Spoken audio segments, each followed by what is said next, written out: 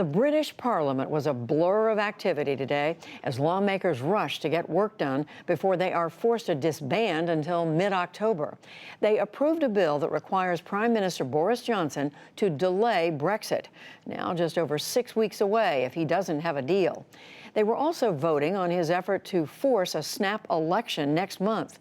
Johnson is dismissing Parliament until mid-October. His critics say it's a ploy to prevent further anti-Brexit machinations. Special correspondent Malcolm Brabant has this update. Boris Johnson began his day in Dublin with his Irish counterpart Leo Varadkar. He was addressing one of the key Brexit issues, the border between Northern Ireland, which is part of the United Kingdom, and the Republic of Ireland in the south, which is part of the EU. I want to get a deal. Like you, I've looked carefully at no deal.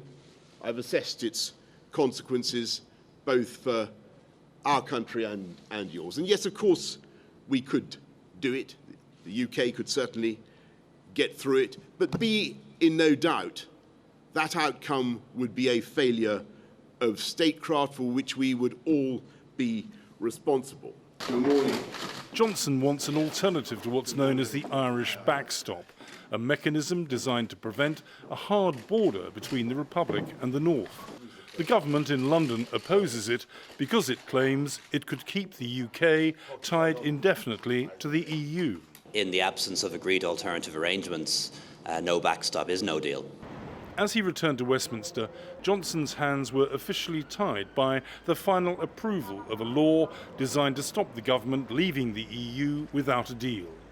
Cabinet members have suggested the Prime Minister may try to circumvent that new law.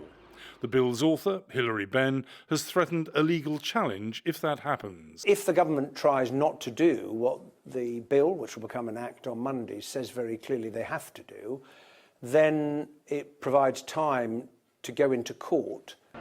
Lawmaker Tommy Shepherd's Scottish National Party is fighting to thwart Johnson. It really is a case of the lunatics having taken over the asylum here. I mean, the people that seem to be running the strategy in number 10 Downing Street are not playing by the normal rules. At the Institute for Government, historian Catherine Haddon said the current state of British politics is the most chaotic in centuries.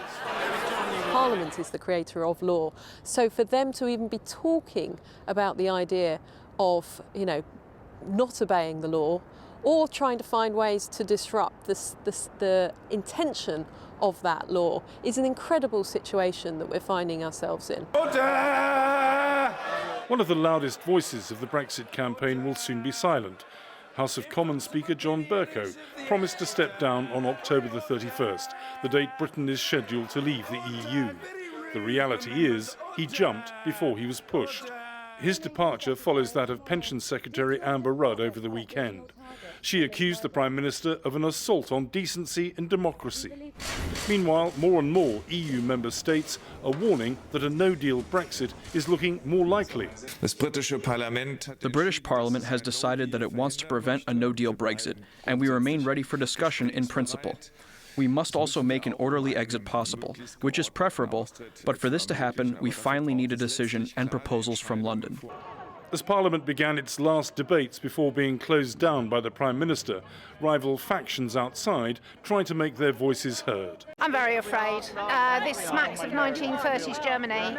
Hitler closed down the Parliament. This is what Boris is doing. In God's name, will the traitor MPs go? This is it. Do or die. We're leaving on the 31st of October. With Parliament shuttered for 5 weeks, Boris Johnson will no longer be distracted by bruising fights in the chamber. Although he's lost his majority, he's still in charge of the country, and now he can concentrate on trying to persuade the EU to give him a Brexit deal. At the same time, his government is stepping up preparations just in case the country does crash out of the EU without a deal. The uncertainty that's hobbling Britain is no closer to being resolved. For the PBS NewsHour, I'm Malcolm Brabant in London.